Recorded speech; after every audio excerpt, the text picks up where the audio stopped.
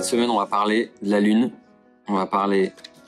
Vous avez entendu parler de un petit pas pour l'homme, un grand pas pour l'humanité. Bon, avant ça, il y a eu une autre mission. Une mission dans laquelle ils sont partis faire juste des photos de la Lune. Maintenant, quand il y a eu ça a soulevé plein de questions. Vous savez que tous les mois, on fait une bénédiction qui s'appelle la bénédiction de la Lune, Birkat Levana. Okay. Je sais pas si vous avez déjà lu. Dans Birkat Levana, il y a écrit, on dit à la Lune, de la même façon que je danse devant toi, mais que je peux pas t'attraper, eh bien, tous mes ennemis vont pas pouvoir t'attraper. Tous mes ennemis vont pas pouvoir m'attraper. D'accord? Maintenant, a priori, on dit, à la Lune, je peux pas te toucher. D'accord? Mais on voit bien que dans cette mission-là, ils ont réussi à toucher la Lune, ils ont réussi à y aller. Donc, a priori, ça pose une question sur la religion. Dans la tfila, on dit à la Lune, de la même façon que moi, je me tiens devant toi et que je peux pas te toucher. Et de l'autre côté, on voit qu'il y a des gens qui ont touché la Lune. Donc, c'est difficile. Comment ça marche? Et en fait, ça soulève une question par rapport à plein de choses. Et très souvent, dans la science, on voit des nouvelles choses, des nouvelles découvertes. Et des fois, on se dit, tiens, est-ce que c'est compatible avec la Torah? Comment on va faire pour répondre à cette chose-là? Ok. Bon, pour approcher ce sujet, on va commencer par autre chose, par deux histoires. On va pas parler de la paracha de la semaine, on va parler de la haftarah de cette semaine. D'accord? Chaque semaine, on lit la paracha, l'histoire, là, en ce moment, c'est Yosef avec ses frères, etc. Et à chaque fois, il y a une haftarah. Et la haftarah, elle est toujours liée avec la paracha. Il y a une chose très intéressante, c'est que cette semaine, on a le conflit entre Yosef et Yehuda. D'accord? Pour rappeler un peu l'histoire, les frères de Yosef, ils sont venus chercher à manger, ils sont venus chercher de la nourriture.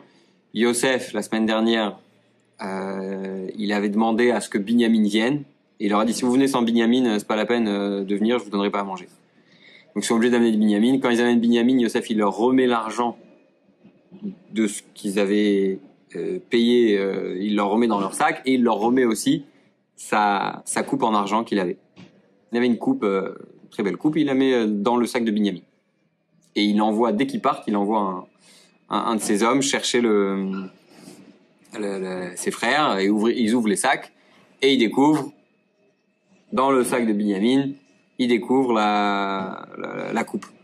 Donc ils reviennent tous en Égypte, ils viennent de voir Yosef. Yosef il dit ok, il y a pas de souci, je vais reprendre Binyamin ici, tout le monde peut repartir, mais Binyamin il reste ici et il va rester ici comme prisonnier quoi, parce qu'il a volé quelque chose qui m'appartenait.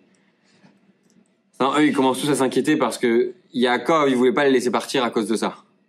Il s'est dit regardez, j'ai déjà perdu Yosef, Shimon il était en prison là-bas. Vous voulez maintenant me prendre aussi Binyamin? Je vais me retrouver avec 3 enfants que je vais perdre. Donc ils sont tous très inquiets, ça commence à chauffer et la paracha de cette semaine, ça commence par le plus grand discours de l'histoire. Enfin, le plus grand discours de l'histoire de Bereshit, dans le livre de Bereshit. Yehuda, il monte au créneau, il s'énerve contre Yosef et il dit prends-moi comme esclave à la place de Binyamin.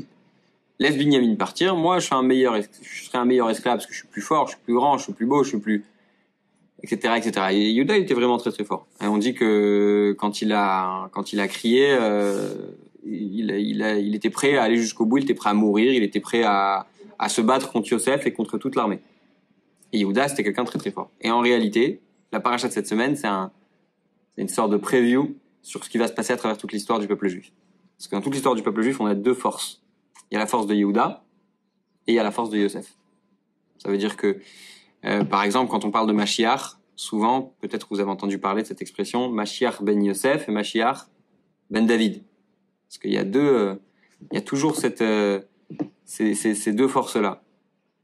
Et même dans l'histoire du peuple juif, il y a un moment où il y a eu une séparation des forces. Il y avait le royaume de Yehuda, le roi David, le roi Salomon, vous connaissez, mais on parle pas de ça souvent. Mais après le roi Salomon, il y a eu ce qu'on appelle le schisme. Le schisme, ça veut dire la séparation. En fait, le mot schisme, il est utilisé pour plein de choses, mais dans cette histoire, c'est l'histoire de la séparation entre les deux parties d'Israël de l'époque. Ce qu'on appelle le royaume de Yehuda, le royaume de Judée. D'accord? D'ailleurs, en Israël aujourd'hui, la partie où il y a beaucoup de soucis, il y a ce qu'on appelle les territoires occupés. D'accord? Ça dépend à qui on demande qu'est-ce que ça veut dire occuper. Mais bref, c'est ce qu'on appelle, c'est Yehuda. On appelle ça Yehuda Veshamron, la Judée et Samarie. Et donc il y a cette partie-là et il y a l'autre partie qu'on appelle le royaume d'Israël. D'accord? Et c'est une autre, c'est tout le reste. Et ce qui s'est passé en fait, c'est que quand Shlomo il est parti, après que le roi Salomon il est parti, son fils, quand il est devenu roi, les conseillers lui ont dit écoute, ton père il était très dur, il donnait beaucoup d'impôts, c'était un roi très très dur. Si tu veux pas que les juifs ils te balancent, ils te mettent de côté, il faut absolument que tu réduises les impôts, que tu sois moins dur avec le peuple, etc. Et Roboam en français, qui était le fils du roi Salomon, il a demandé à ses amis aussi. Il a demandé à ses copains. Il leur a dit qu'est-ce que vous pensez que je fais. Ses copains ils lui ont dit laisse tomber ce que ton père il dit, fais comme toi tu penses, garde les impôts. Je sais pas s'ils ont dit d'augmenter les impôts, mais en tout cas il a pas changé et il a pas écouté les vieux, il a écouté les jeunes. Et malheureusement, ce qui s'est passé, c'est que dès qu'il est monté au pouvoir, il y a eu une scission dans le peuple, et il y en a plein qui ont dit, nous, on veut pas continuer à être sous Rechavam. Et il y a eu un autre leader dans le peuple juif qui s'appelait Yerovam. Et Yerovam, c'était un héritier de Yosef. Maintenant, encore une fois, on voit à travers toute l'histoire du peuple juif qu'il y avait une séparation des pouvoirs. Il y avait d'un côté le pouvoir de Yosef et d'un autre côté le pouvoir de Yehuda. Et en fait, cette semaine, on va voir une histoire dans la Haftara d'un prophète qui s'appelle le prophète Ézéchiel, qui va prendre deux bâtons. Un bâton sur lequel il va écrire Ephraim qui est l'un des enfants de Yosef, et un autre bâton sur lequel il va écrire Yehuda. Et il va prendre ces deux bâtons, il va les coller l'un contre l'autre, et le but de la prophétie, c'est une prophétie un peu étonnante, et c'est de ça qu'on va parler aujourd'hui, c'est que on va demander à ce prophète de faire ça, et on va lui dire, quand les gens vont te poser la question pourquoi tu fais ça, bah tu vas leur répondre. D'accord? Maintenant, en général, c'est quoi une prophétie? Quand on a une prophétie dans la Torah, c'est quoi? Quelque chose qui doit se passer. C'est quelqu'un qui vient donner un message et qui annonce et qui dit voilà, il va arriver ça, les choses vont se passer comme ci et comme ça, etc. C'est jamais quelqu'un qui lève un mouchoir et qui dit ah salut tout le monde et après on lui demande ah, pourquoi vous avez levé le mouchoir ah, parce que telle et telle chose. Non, en général, une prophétie, c'est toujours quelqu'un qui parle, il vient devant le peuple, il dit ce qu'il a à dire et on passe à autre chose. D'accord? Là, il y a un truc très original, c'est que on demande aux prophètes de faire quelque chose, de prendre deux bâtons, de les coller les uns contre les autres, et quand les gens vont venir lui poser la question, là, il va répondre. Ok? Je vais pas lire la source 1, mais vous pouvez voir de Passouk 16 et 17, je vais lire rapidement. Or toi, fils de l'homme, prends une pièce de bois et écris dessus pour Juda et pour les enfants d'Israël, ses associés, puis prends une autre pièce de bois et écris dessus pour Joseph, souche d'Éphraïm, et toute la maison d'Israël, ses associés. Bref, rapproche ces pièces l'une de l'autre pour n'avoir qu'une pièce unique et elles seront réunies dans ta main. Vous voyez? Très très bizarre. Et lorsque les enfants de ton peuple te parleront ainsi, ne nous révéleras-tu pas ce que tu entends par là? Donc quand ils vont poser la question pourquoi tu fais ça, eh bien à ce moment-là, on va lui répondre et on commence à expliquer. Ok? Alors regardez page 6. Vous avez, pour ceux qui regardent, vous avez le PDF normalement dans un lien en dessous de la vidéo. Dans l'Haftarah de cette semaine, Dieu dit au prophète Ézéchiel de prophétiser sur la réunification du peuple juif. Parce que, encore une fois, à travers toute l'histoire du peuple juif, il y a cette séparation du peuple entre Yosef et Yehuda. À l'époque, le peuple juif était divisé en deux. Juda et Joseph fonctionnaient comme deux royaumes distincts. Chacun avait son propre roi et il y avait une forte animosité entre les deux. D'un point de vue logique, il n'y avait aucune chance de réunification. Dans la prophétie, Dieu dit de prendre deux bâtons de bois, d'écrire Juda et Éphraïm sur les deux, et de les tenir ensemble dans sa main, et ils seront un dans ta main. Alors quand les gens demandent ce qu'il fait, il doit leur dire, Dieu m'a ordonné de le faire pour démontrer que les royaumes de Juda et de Joseph se réuniront. En fait, l'idée, c'est quoi? L'idée générale, on le voit dans plein de prophéties, c'est quoi une prophétie? Une prophétie, c'est quelque chose de divin. C'est quelque chose qui nous dépasse. Quand tu lis une prophétie, je sais pas si vous avez déjà ouvert des livres, souvent on se dit, on comprend pas grand chose. On se dit, bon, c'est pas exactement, ouais, des fois t'as des raves aujourd'hui qui vont voir une situation, ils vont dire, c'était déjà écrit. Tu vois, ils vont prendre les versets, ils vont te dire, tu vois, c'est écrit comme ci et comme ça et comme ça veut dire que, je me souviens je me souviens pas, mais j'ai lu une fois que quand il y a eu la première guerre du Golfe, d'accord, il y avait un Lubavitch à qui on a posé la question, qu'est-ce que vous dites sur ça? Vous savez c'est quoi la guerre du Golfe? Saddam Hussein, les États-Unis contre l'Irak, d'accord? Saddam Hussein à l'époque, les États-Unis ont décidé d'intervenir. Et ils ont demandé à Lubavitch, qu'est-ce que vous pensez de la guerre du Golfe? Alors il a dit, il est sorti un midrash. Il y a un midrash où il y a écrit que quand Mashiach va arriver, il y a le roi de Édom et le roi de Perse qui vont se battre l'un contre l'autre, et c'est à ce moment-là que le Mashiach va monter sur le toit du Beth Amikdash et qui va dire au peuple juif, le temps de votre délivrance est arrivé. D'accord? Bon. Le rabbi il a beaucoup aimé ce midrash, il en a beaucoup parlé, etc. Voilà, ça c'est un exemple d'un midrash qui dit bon, quand est-ce que ça va arriver? C'est qui le roi de Édom et c'est qui le roi de Perse? On comprend pas vraiment. Mais il y a des situations des fois où on va comprendre une prophétie. Maintenant, de manière générale, ça c'est là que ça devient intéressant, c'est que dans les prophéties, c'était juste une annonce. Et des fois, le bon Dieu il demandait au prophète de faire un lien, de faire quelque chose matériellement. D'accord? Ça arrivait plein de fois. Le bon Dieu il demande au prophète de faire quelque chose de matériel. Comme là, prendre 2 bâtons et coller. Pourquoi? Parce que, même dans un cours par exemple, si maintenant, je suis en train de parler, d'accord? Et je vais commencer à taper sur la table. D'accord? Tout d'un coup, qu'est-ce que je vais faire? Je vais avoir votre attention. D'accord? Pourquoi? Parce que j'ai tapé sur la table. Si pendant un cours, je me rappelle, j'avais vu un cours d'un rave, il avait pris vous savez, les petites, les carrés là avec des aimants. Vous voyez de quoi je parle? Tu montes toutes les couleurs là pour les enfants, pour faire des petites constructions, des tours, des machins, mes enfants ils en ont et j'en ai vu dans toutes les maisons. Je pense que on a tous joué avec quand on était petits, d'accord? Il est venu, il s'appelle Rav Chase Taub, c'est un Rav aux États-Unis, et il a fait un discours dans un endroit. Il est arrivé avec les trucs de ses enfants pour expliquer tout un concept et il a pris les aimants, il les a mis devant lui, etc. Et tu vois que tous les gens qui sont autour de lui, ils l'écoutent. Pourquoi? Parce il a mis dans quelque chose de concret. De la même façon que des fois, un professeur, il va apprendre quelque chose de matériel. Pour donner un exemple, je vais donner l'exemple d'un rave qui était venu avec des sortes de Lego pour enfants, pour faire une démonstration et attirer l'attention. Et les gens, ils vont voir en fait quelque chose de beaucoup plus concret. Et ben, la même chose, quelque part, d'une certaine façon. Il y a des fois où le bon Dieu il demande au prophète de ne pas se suffire de dire quelque chose, mais de faire une action. Et là, dans l'Haftarah cette semaine, on voit que le bon Dieu il demande au prophète Yecheskel, il lui demande de prendre 2 bâtons sur lesquels il y a écrit sur un Ephraïm et sur l'autre Yehuda, et de les coller ensemble. Les gens vous posaient la question, etc. Ok. Alors, page 7.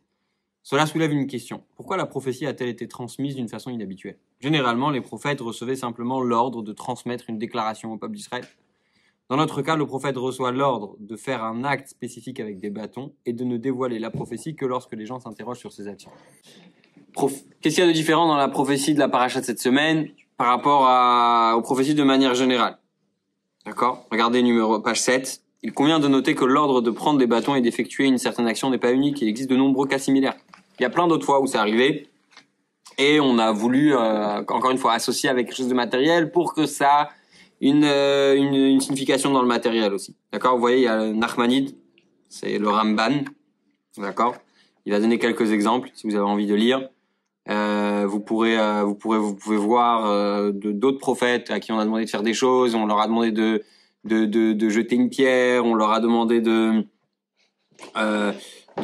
poser leurs bras sur un arc, etc. Il y a plein d'histoires comme ça où on voit qu'il y a une prophétie qui est accompagnée d'une action justement pour que c'est un lien avec le matériel, d'accord. Et même on voit ça chez le rabbi des fois, de certaines choses que le rabbi demandait à des gens d'associer toujours avec une action. Pour donner un exemple, vous avez sûrement étudié le Tanya, enfin, vous êtes déjà venu à mes cours, donc je pense que vous avez tous étudié déjà le Tanya. Un des secrétaires du rabbi, on l'appelait le secrétaire personnel du rabbi parce qu'il était très très proche. Il disait que quand on donne un cours de Tanya, il faut toujours, parce que quand on étudie le Tanya, c'est toujours des choses très très spirituelles. Tu vois, tu t'apprends sur les mondes spirituels, des fois on va parler de la Neshama. Et des fois ça a l'air un peu abstrait, tu vois, tu vas étudier un truc et tu sais pas tellement en quoi ça me parle personnellement. Donc lui disait, dans un cours de Tanya, c'est très important qu'à la fin du cours, il y ait quelque chose qui soit concret. On parle un peu d'halakha. Vous savez, l'halakha, c'est toujours fais ci, fais ça, fais pas ça, comme ci et pas comme ça, tel détail et pas tel détail, etc. Pourquoi? Pour que ça descende de façon concrète. D'accord? Donc, on reprend page 9. C'est pourquoi il était... Est-ce que pour le mariage, quand il donne, par exemple, quand le mari donne à sa femme l'objet là où il met la bracha dessus, est-ce que ça a un rapport ou pas du tout? La Ktuba. Pas la Ktuba, le contrat de mariage. Pas le contrat de mariage, quand je m'engage, mais en se faisant sur... oui, bien sûr. Bien sûr. Ça, c'est dans la halakha, c'est ce qu'on appelle, on dit Bekinyan Gamour. On lève un tissu et on dit Bekinyan Gamour. Parce que quand on veut acquérir quelque chose. Parce que j'ai pas compris, en fait, ce truc. Quand on veut acquérir quelque chose, ça, c'est dans la halakha, on le voit aussi, bien sûr.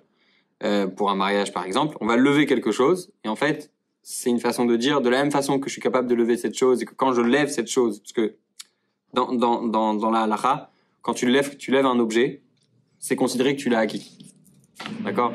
Donc en fait, ce que tu es en train de dire, quand tu prends ce foulard, tu dis de la même façon que je lève ce foulard et que quelque part je suis en train de l'acquérir, eh bien, ça revient au même que du fait, ça va faire en sorte que le mariage que je suis en train de faire, je suis en train d'acquérir, de m'engager. Parce qu'on fait ça au moment où on lit l'Aktuba.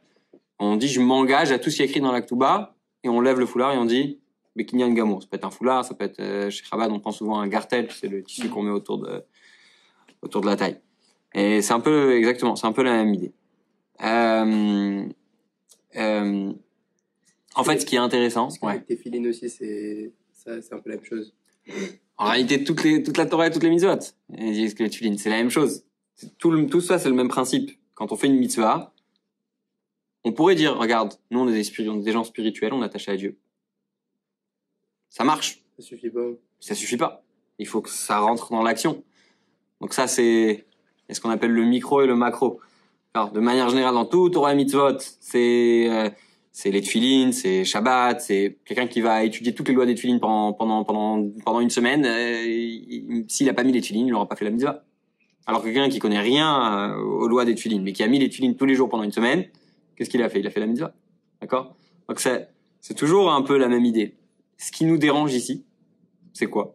Ce qui nous dérange, c'est que c'est pas que le prophète il a fait une action pour montrer que c'est concret, que c'est pas seulement dans les idées, dans le ciel, et c'est pas seulement de l'abstrait, mais c'est concret. Non, le problème ici, c'est que le prophète, on lui a demandé ici de faire quelque chose pour que les gens ils posent une question, pour qu'ensuite il dise sa prophétie.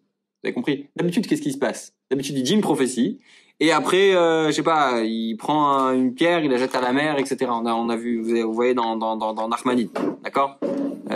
Quand tu auras fini de lire ce rouleau, tu attacheras une pierre et tu la jetteras dans l'Euphrate. D'accord? Ça, c'est quoi? C'est après avoir dit la prophétie. Mais là, on parle d'autre chose. Là, on parle d'abord, il faisait une action. Comme ça, les gens, ils posent une question. Une fois qu'il a posé sa question, les gens, ils vont répondre. Donc ça, on le voit aussi dans une autre prophétie. Dans une autre prophétie qui est liée avec Asara Betevet. Vous savez, le jeûne du 10 Tevet qui arrive la semaine prochaine. Là, aujourd'hui, si je me trompe pas, on est le 3 ou le 4 Tevet. Et dans 6 jours, on est le 4. Dans 6 jours, on sera le 10 Tevet. D'accord? Et le 10 Tevet, hein? Et dans 11 jours, ce sera l'anniversaire de Jérém. Ah, voilà. Ce qui est un événement très important dans l'histoire du peuple juif. Merci. Retiens bien, toi. Et retiens. Regardez. Source 3.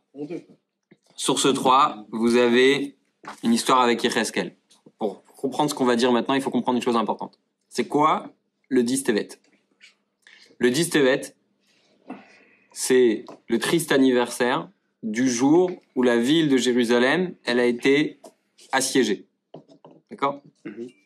En fait, le début de la destruction, c'était à ce moment-là. Le début de la destruction, ça a commencé par un siège. D'accord? Ils ont assiégé la ville.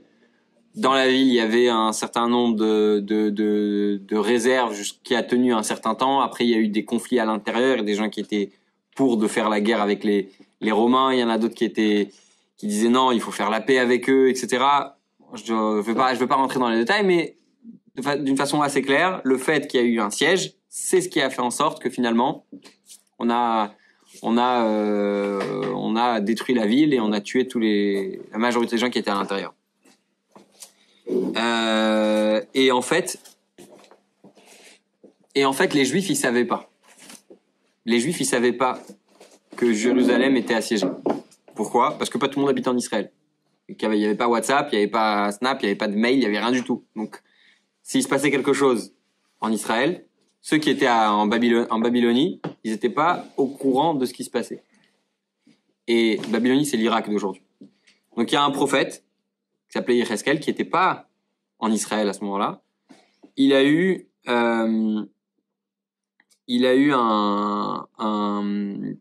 perdu quelqu'un de sa famille et le bon Dieu lui a dit le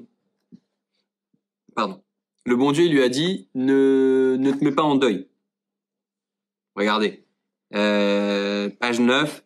La parole de l'Éternel me fut adressée en ces termes. Fils de l'homme, je vais t'enlever les délices de tes yeux par un coup soudain, mais tu te lamenteras pas. D'accord? Tu ne pleureras pas et tes larmes ne couleront pas. Soupire en silence, ne prends pas le deuil comme pour des morts. Attache sur toi ta coiffure, mets tes chaussures à ton pied, tu ne t'envelopperas pas jusqu'aux lèvres et tu ne mangeras pas le pain des hommes. D'accord? Donc ça veut dire que en fait le prophète il a eu une difficulté énorme et le bon Dieu lui a dit je veux pas que tu fasses de deuil. Et les gens sont venus le voir, ils lui ont dit mais pourquoi tu fais pas de deuil? Et lui il a dû leur répondre qu'en fait il s'était passé quelque chose à Jérusalem. En réalité, la raison pour laquelle Yecheskel n'a pas fait de deuil, c'est parce que le peuple juif, de manière générale, était en deuil. Et la raison pour laquelle on est en deuil, c'est pour que les gens puissent nous aider à traverser cette période difficile. Et donc, en réalité, ce que le bon Dieu a fait, c'est que sa femme, elle devait de toute façon partir. Et quand elle est partie, à travers son départ, et à travers la réaction que son mari aurait, le fait de ne pas prendre de deuil, allait éveiller un étonnement chez les gens. Donc, en fait, ce que Yecheskel a fait, c'est qu'il n'a pas fait de deuil. Et les gens sont venus pour lui dire « Pourquoi tu fais pas de deuil ?» Et lui allait leur répondre étant donné qu'on est tous en deuil, parce que au vu de ce qui se passe, le siège de Jérusalem, donc la raison pour laquelle on va jeûner le jeûne du Dis Tevet, eh bien, j'ai pas de raison d'être en deuil, puisqu'on est tous dans un deuil. D'accord? Donc, puisqu'on est tous dans un deuil, j'ai pas de raison d'exprimer un deuil personnel, individuel. Et que, regardez page 10, quand les Juifs lui ont demandé pourquoi ils n'observaient pas les coutumes du deuil, il leur a répondu que Jérusalem était assiégée et sur le point d'être détruite. Concernant cette histoire, l'étonnement des gens autour du prophète est encore plus important. Pour la raison suivante. Le fait de prendre 2 morceaux de bois portant les noms de Juda et d'Éphraïm et de les maintenir ensemble n'était pas un acte impactant personnellement Ézéchiel. Pourquoi? Car étant Cohen, il n'appartenait ni à Juda ni à Éphraïm. Il y avait des Kohanim de chaque côté du clivage. Important de comprendre une chose. Les Kohanim, c'est une tribu qui est séparée des autres. D'accord? Même aujourd'hui, on respecte le Kohen, une place plus importante, etc. Maintenant, même à l'époque où il y avait un conflit politique, les Kohanim, ils étaient dispersés de partout. Ils n'avaient pas de terrain qui leur appartenait, les Kohen à l'époque. Donc ils avaient des familles qui habitaient dans le royaume de Judée et des familles qui habitaient dans le royaume d'Israël. Yecheskel, c'était un Kohen. D'accord? Donc Yecheskel, il n'avait pas de problème d'exprimer des opinions une opinion politique, parce qu'il prenait part pour personne, en fait. Il était retiré du débat politique. Et en fait, quand Yecheskel il parle d'un débat politique qui concerne tout le monde, c'est destiné au grand public qui veut faire passer un message. Et il y a quoi de mieux que quelqu'un qui est pas concerné, parce que quand on n'est pas concerné, on est objectif. D'accord? Si demain je vais te demander, je vais te poser une question sur quelqu'un de ta famille qui a fait quelque chose de bien ou de mal, bah si c'est quelque chose de bien, tu vas le grandir. Si c'est quelque chose de mal, tu vas l'amoindrir. Pourquoi? Parce que c'est comme ça, c'est ta famille, ou c'est un ami, ou c'est quelqu'un que tu connais. Quand t'es concerné, t'arrives pas à être objectif. Quelqu'un qui est pas concerné, c'est pas sa famille, c'est pas ses amis, ou il a des amis des deux côtés, eh bien, il va pouvoir être objectif. D'accord? Et je vais continuer à lire à l'intérieur. D'où la question des gens autour de lui. Pourquoi ne pas nous dire ce que cela signifie pour nous? En d'autres termes, réalisant que son comportement devait les étonner, ils ont demandé quel est le message spécifique ici. Donc ça, pour l'histoire de ce qu'on a dit au début, même si on n'a pas encore répondu à la question, on comprend pourquoi les gens s'intéressent. Ça les concerne. Il y a quelque chose qui concerne la politique du pays. Néanmoins, lorsqu'Ézéchiel, donc c'est Yecheskel, n'observait pas les coutumes du deuil, c'était une affaire privée. Pourquoi est-ce que les gens ils interrogent le prophète sur sa vie privée? Ses affaires. S'il fait le deuil, il fait pas le deuil. Pourquoi les gens ils se mêlent de sa vie privée? Parce que si lui il le fait pas, pourquoi eux ils le feraient?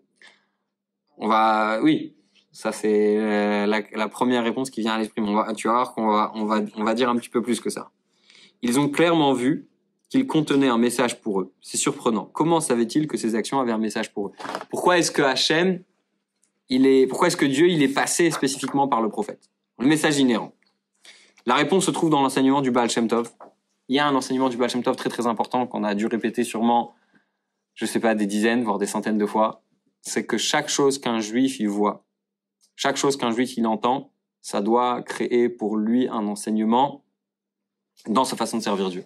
Ça veut dire, il y a rien qui est par hasard. En hébreu, on dit en mikre. Mikre, ça veut dire c'est par hasard. Et le mot mikre, si on le sépare en deux, d'accord, et qu'on réordonne les lettres, eh bien, ça fait Rak mais Hachem. C'est que de Dieu. C'est la même lettre. D'accord? Un juif, il sait que ce qui se passe dans sa vie de manière générale, si je me suis levé ce matin et que j'ai rencontré telle et telle personne et qu'elle m'a dit telle et telle chose, ou que j'ai fait telle et telle affaire et que j'ai rencontré, il y a rien qui est par hasard. Il y a un message, il y a quelque chose de fort, il y a un message pour ta vie, il y a un message pour ta façon d'être, il y a un message pour ta façon de te comporter. Certaines idées, et d'ailleurs, le Rabbi dit, il rajoute quelque chose de plus que ça, il dit certaines idées n'ont pas été révélées pendant des milliers d'années, jusqu'à ce que le Baal Shem Tov et ses successeurs les révèlent à travers la Chassidut. C'est-à-dire qu'il y a des choses que pendant des années, ça a été mis de côté, on n'a pas forcément remarqué. Mais après leur révélation, il est devenu évident que ces idées étaient de simples concepts clairement exprimés dans les versets de Torah. Ça veut dire qu'en fait, il y a des choses dont on a parlé pendant des milliers d'années. Et quand le Baal Shem Tov il est venu et qu'il a dit il faut se comporter comme ci et comme ça, ou il faut prendre tel et tel message, on a dit attends, mais c'est évident, c'était déjà écrit. Et ça vient nous faire réaliser que la Chassidoute, elle n'est pas venue apprendre des nouvelles choses. Ça, c'est capital, c'est fondamental. La Chassidoute, elle est venue prendre des choses qui existent déjà et les mettre sur un piédestal. Il en est de même dans notre cas, l'enseignement du Baal Shem Tov est clairement évident dans les versets mentionnés ci-dessus, et peut-être qu'ils servent de source même de sa déclaration. C'est quoi l'histoire? Qu'est-ce qui se passe ici? Quand les Juifs, ils ont vu Yecheskel tenir 2 morceaux de bois, ils ont compris, et ils étaient certains, et c'était évident pour eux, qu'il y avait un message. La même chose, quand ils ont vu que Yecheskel, il faisait pas le deuil, alors qu'il avait eu une perte. Tout de suite, ils se sont dit, c'est certain, il y a un message pour nous. D'accord? Ce que ça vient nous apprendre, c'est que quand il y a quelque chose qui arrive, il y a forcément un message. Vous vous souvenez, au début, on a parlé de la Lune, et on a dit qu'il y a des gens qui ont commencé à avoir des doutes, etc. Alors, aujourd'hui, on parle de ça, on se dit, bon, la Lune, qu'est-ce que ça, en quoi ça a tellement, c'est tellement quelque chose d'important. Alors, je peux vous dire une chose. Si vous pensez que la Coupe du Monde, c'était un événement important, dites-vous que ce qui s'est passé le 24 décembre, quand est-ce que ce discours il a été dit? Je pense que c'était en 1969. D'accord? Vous avez l'histoire là, page 13, les 3 astronautes d'Apollo 8, Frank Borman, James Lowell et et William Anders ont été les premiers humains à voir la face cachée de la Lune. D'accord? Maintenant, je sais pas si vous vous rendez compte, moi j'ai vu un documentaire une fois où tu voyais des centaines de gens dans la rue en train de regarder un écran géant et ils voyaient le premier homme qui, vous savez la fameuse phrase là, un petit pas pour l'homme, un grand pas pour l'humanité, etc. Tu vois comment les gens ils ont suivi et comment les gens ils étaient derrière, etc., etc. Ça veut dire que c'était quelque chose de majeur pour les gens. Et bien sûr, pour un juif, c'est toujours la question, attends une seconde, c'est compatible avec la religion ça? Et dès qu'il y a quelque chose de nouveau, dès qu'il y a quelque chose de, je sais pas, on parle du métaverse, on parle de toutes sortes de nouveautés, tout de suite, en tout cas moi, j'ai souvent des gens qui viennent me poser la question, dis-moi, c'est pas contradictoire avec Torah Mitzvot, telle et telle chose, et qu'est-ce qui va se passer si j'ai une maison dans le métaverse, que je dois mettre une mezouza? Bon, ça c'est un exemple marrant, mais c'est des questions. On doit ou pas? C'est, On doit mettre une hein? mezouza si on a une maison dans le métaverse? Non, c'est virtuel. Après, de toute façon, Donc, le si diable, tu veux mettre une mezouza en virtuel, tu peux toujours mettre. Mais ce que je veux dire, c'est l'idée de dès qu'il y a des nouvelles choses, tout de suite, ça étonne les gens. Et là, le Rabbi va parler de quelque chose de très, très, très intéressant. Il va dire, si l'humanité a réussi à envoyer des gens pour aller marcher sur la Lune, c'est forcément qu'il y a un message pour nous. D'accord? Parce qu'on a dit, il y a un mot du Baal Shem Tov que tout ce qu'un juif voit ou il entend, ça doit créer un message pour lui. Donc c'est certain qu'il y a quelque chose derrière. Alors c'est quoi? C'est quoi le message? Alors, quand je dis qu'il y a un message, il y a quelque chose de très fort ici, parce que la nature, elle nous pousse à penser que c'est contradictoire avec la religion. Et le Rabbi renverse la façon de penser. Non seulement c'est pas un problème, mais en plus, il y a quelque chose pour te renforcer ta façon de servir Dieu. D'accord? Alors regardez, page 14. Bon, dans tout ce discours, le Rabbi a parlé de plein de messages, de ce qu'on peut apprendre, etc. Mais nous, on va choisir juste quelques idées. Il y a quelqu'un qui avait écrit au Rabbi, on en a parlé au début de ce cours, et il lui a dit, je comprends pas. Quand on fait la bénédiction de la lune, et vous voyez la source 4, vous pouvez lire, on dit, de même que je ne fais que sautiller en face de toi et ne peux t'atteindre, qu'ainsi mes ennemis ne puissent m'atteindre pour me nuire. Quand on le dit comme ça, on pourrait se dire, on est en train de dire à la lune, je peux pas te toucher, donc mes ennemis ne peuvent pas me toucher. Donc on comprend de là, un homme ne peut pas toucher la lune. Le Rabbi dit non, c'est pas du tout ce qui est écrit. C'est pas du tout ce qui est écrit. Ça, c'était la question de la personne. C'est métaphore. Pas du tout. C'est un exemple. Et pas seulement une métaphore, c'est que, en fait, je peux pas le toucher dans la condition telle que je suis. Là, je suis en train de faire la prière, je suis pas dans une fusée. Là, je suis en train de faire la prière. Et quand je saute, parce que vous savez, on fait des tout petits sauts quand on fait la bénédiction sur la lune. Quand on fait ces sauts-là, on va pas toucher la lune. D'accord? Même si tu sautes de toutes tes forces, tu risques bon, maximum de sauter quelques, je sais pas, 50 cm, je sais pas combien on peut sauter, mais certainement pas toucher la lune. Et donc, le Rabbi lui dit, c'est pas du tout ce qui est écrit. Et donc, c'est juste, des fois les gens, parce que ça c'est très important de comprendre. Il y avait quelqu'un qui a écrit au Rabbi qu'il y avait un Rav qui avait permis le micro. Pendant Shabbat. Alors le Rabbi il avait répondu, soit ce Rav, il connaît pas bien la Torah, soit il connaît pas bien la science, soit il connaît pas bien ni l'un ni l'autre. Ça veut dire que quand les gens ils parlent de science et qu'ils disent c'est pas compatible avec la religion. Quand je parle de religion, je parle de judaïsme. En général, c'est soit qu'ils savent pas c'est quoi la Torah, qu'ils savent pas étudier, soit qu'ils connaissent pas la science, parce qu'il y a une façon d'étudier la science qui est compatible avec la Torah, et il y a une façon d'étudier la Torah qui est compatible avec la science. Et le fait est qu'il y a énormément de grands Torah, comme le Rambam, comme d'autres, d'ailleurs même le Rabbi, il a fait des études, etc., qui étaient des grands Torah, parce que c'est pas quelque chose qui est incompatible. Donc, quel est le message? Quand on voit cette possibilité qui nous a été donnée de pouvoir toucher la lune, regardez page 16. En réalité, le fait de pouvoir toucher la lune, ça ramène à une connaissance plus grande de Dieu. D'accord. Pour entrer dans les détails, il y a ici 2 points. Premier point, jusqu'à récemment, la croyance commune était que l'être humain n'est pas assez sophistiqué pour atteindre la Lune. Il y avait beaucoup de preuves du contraire. On croyait qu'il était impossible de voyager si vite sans tomber en panne ou prendre feu, etc. En accomplissant cette mission, la pure puissance de l'intellect humain a maintenant été révélée. Ça veut dire qu'en fait, quand l'humain il a été pour la première fois sur la Lune, ça a été une révolution pour nous de dire waouh, on est capable même de faire ça. Cela renforce donc la grandeur du Créateur à nos yeux d'avoir créé le magnifique intellect humain. Quand tu vois qu'Hachem, il a été capable de créer un intellect humain tellement grand et que malgré ça, Dieu il reste plus élevé que ça veut dire que Dieu il a un niveau impressionnant.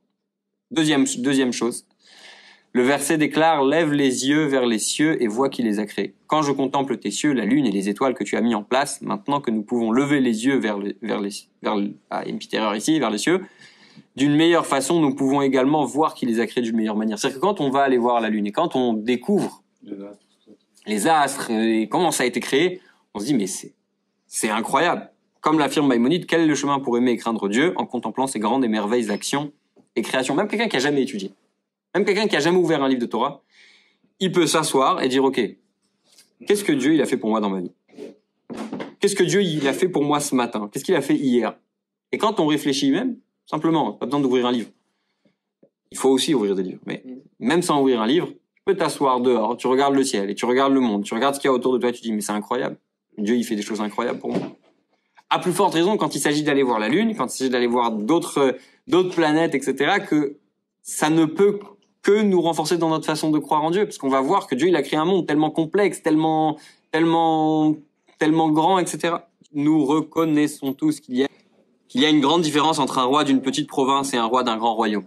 D'accord? La grandeur d'un roi, c'est son royaume. La même chose avec Hachem. La grandeur d'Hachem, c'est justement quand on va voir qu'il est capable de faire des choses énormes, etc. Donc, pour conclure, il y a encore plein de choses que le Rabbi a dit sur la Lune, etc., et des messages qu'on peut apprendre. C'est que, en fait, on doit apprendre de manière générale, numéro 1, à ne jamais voir ce qu'il y a autour de nous comme juste ça arriver comme ça, parce que par hasard, ça n'existe pas le hasard. Le hasard, c'est le bon Dieu qui se promène incognito.